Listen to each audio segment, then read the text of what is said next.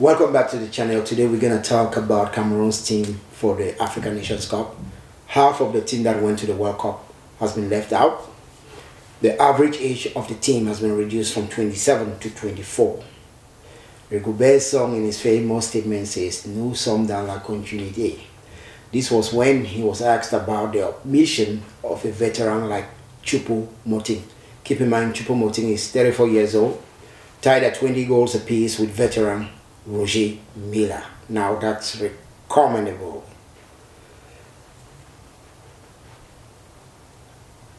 Now, before we go into the team dynamics, let me give you my opinion on this subject, the omission of Choupo-Moting.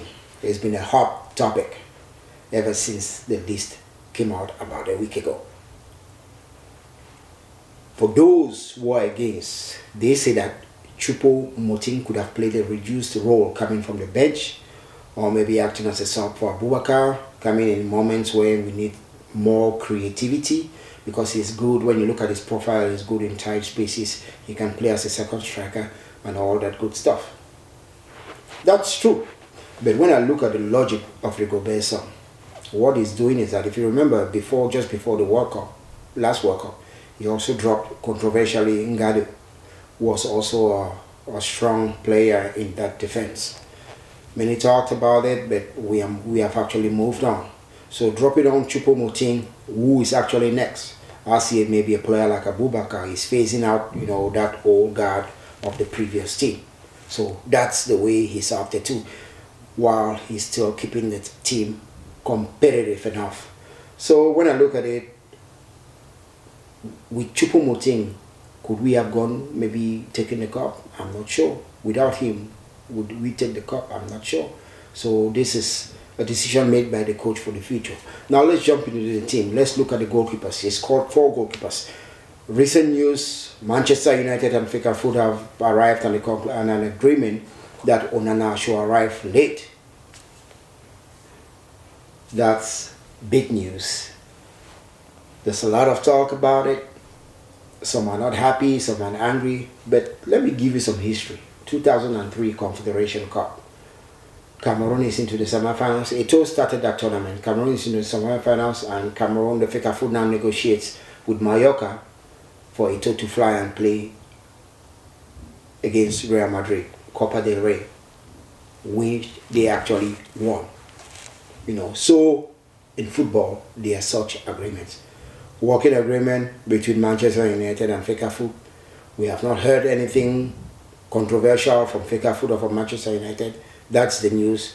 Well, fans can talk about it. They can say anything they want, but for me, I don't see that as controversial. Now it's an opportunity for Song to play those 3 goalkeepers that basically have any type of play time for their teams. He could have taken a local goalkeeper, one of the best goalkeepers maybe in the local league, with some good play time, that could come out and show what he's got. But that's his choice. Again, he is the coach. Now, we have taken 9 defenders into this Nations Cup, as opposed to 8 defenders that went to the World Cup. I see 5 or 6, maybe 6 defenders really playing in this African Nations Cup. I'm talking about Wu, Castileto, Gonzalez, who are central defenders. Then you have Enzo Chato, Yongwa. These are players that, for me, will be the building block of this defense. You also have a Bose, who is injured. He's not been playing regularly with his team in Italy. The defense is a compartment that I actually see as getting stronger and stronger by the minute. When they get to understand each other, I believe they will actually do good. Defense wins championships. Remember that. Midfield, I still have my doubts in midfield. And now we have Kemen, Cham here. Kemen here had a great game in those qualifiers. Chamadu, and Gisa, which are almost the players with the same type of profile. Then we have Douala and Elliot, who are young playmakers, but inexperienced, So I don't see them having any type of play time, during this African Nations Cup. But you never know. Let's wait and see what the coach has for us. So this midfield is actually a sector that if it clicks, we can actually go far as expected, in this tournament. But it's interesting to see how that works out, because I believe all the teams, even Gambia, Senegal, especially against Senegal, they will be tested. They will be tested, So let's talk about the attacking line, where the huge miss, Mbuemo, out with injury. Munge, the guy from Olympique Marseille, also turned down an invitation. That made news. A lot of people talking about him.